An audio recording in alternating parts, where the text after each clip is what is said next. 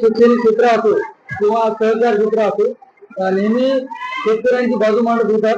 आता तुमचा आवाज दबलेला पाहायला मिळतो, तुमचा आवाज कुठे उठलेला पाहायला मिळत नाही. एकंदरीत पाहायला गेलं तर 2 माजी मंत्री आहेत, तरी पण शेतकरी दुखावलेले पाहायला मिळतात वसमत तालुक्यामध्ये. काय सांगतात? शेतकरी म्हणतात तर भयंकर कशी अडचण आहे. शेतकऱ्याला कोणती योजना असते ती योजना जाहीर करायची आणि ती जाहीर काम संपते त्यांच्या पेरण्या झाल्यानंतर जाहीर करायची. कोणती योजना जी आहे त्यांच्या शेतकऱ्यांचं काम झाल्यानंतर जाहीर करतात आणि वास्तव शेतकऱ्याला कुठल्या प्रकारचा अनुभव असतो. पुन्हा ऑनलाईन शेतकऱ्याला कोणत्या प्रकारची माहिती नसते, काही नसते, कोणती त्यांना माहिती पुरवली जात नाही. विशेष म्हणजे मला हळदीला 10,000 रुपये अनुदान होतं यावर्षी शेतकऱ्यांसाठी, पण ती योजना शेतकऱ्याला कोणालाच माहित नाही, ती योजना कोणाला मिळाली नाही. अशा प्रकारची योजना जाहीर करत असतात पण प्रत्यक्षात ती अंमलात येत नाही. तशाच प्रकारचं तशा प्रकारचा अशा प्रकारचे कोणत्या योजना जास्त असतात सर्वसामान्य लोकांना माहिती असल्या पाहिजे आणि त्याचा उपयोग लोकांना मिळाला पाहिजे, पण तो मिळत नाही. जाहीर करायचं आणि जागेवर ठेवायचं. कोणत्या प्रकार पेपरबाजी किंवा कोणत्या प्रकारची प्रसिद्धी विभाग हा अतिशय अपूर्ण पडतो. शेतकरी संदर्भात अतिशय वाईट परिस्थिती आहे या टायमाला. एकंदरीत पाहायला गेलं तर आता सध्या पाऊस पडत नाही एकीकडे, शेतकरी संकट आहे. एकंदरीत कारखाने आपल्या वसमत तालुक्यामध्ये सोडून 2 आहेत.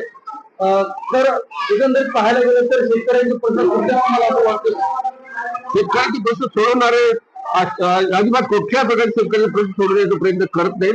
फक्त स्वतःचा स्वार्थ कसा साधायचा, स्वतःचा फायदा कसा करून घ्यायचा एवढंच फक्त त्यांच्या लक्षात असेल.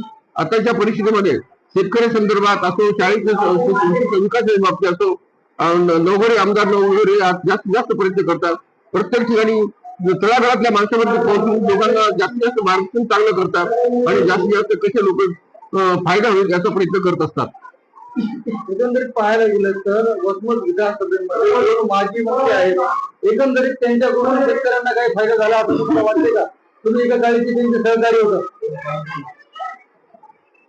शेतकऱ्यांचा कसे आजपर्यंत जे कोणते नेते होते शेतकऱ्यापर्यंत पोहोचले नाहीत. त्यांनी फक्त कुठल्या प्रकारे शेतकऱ्याच्या माणसाला कधी सहकार्य केलं नाही. आजपासून पाहतो या भारताला स्वातंत्र्य मिळालं त्या टायमाचे पहिल्यापासून दुसरा इरफान हुसेन होता, आमदार होता. त्यांनी फक्त कुठल्या प्रकारे शेतकऱ्याशी किंवा कोणत्या जनतेशी संपर्क साधला नाही. तशी त्याच्यानंतर आता जे आमदार झाले ते कोणाचं तेवढं कर्तव्य सर जन्माच्यावर पोहोचण्याचं कार्यक्रम झालाय. पण आताच्या परिस्थितीमध्ये आमदार नवघरे हा प्रयत्न चालू आहे त्यांचा. नक्कीच शेतकऱ्यांचे प्रश्न सोडवण्यासाठी तुम्हाला काय वाटतं, काय करायला पाहिजे? ही ऑनलाईन पद्धत सुरुवात झाली. कोणत्या प्रकारची शेतकरी कुठल्या प्रकारचा प्रसिद्धी नाही, ती शेतकऱ्याला त्यांची प्रसिद्धी माहितच नसते आणि योजना खूप जाहीर केल्या जातात पण शेतकऱ्याला कुठल्या माहिती नसते, ती लोकांपर्यंत पोहोचत नाही. मग शेतकरी अज्ञानित आहेत आणि ती माहिती प्रत्येक शेतकऱ्यापर्यंत पोहोचली पाहिजे. अशी शासनाने योजना राबवायला पाहिजे. प्रत्येकाला ती माहिती मिळाली पाहिजे तर त्याचा योजनेचा उपयोग होईल, उपयोग होत नाही.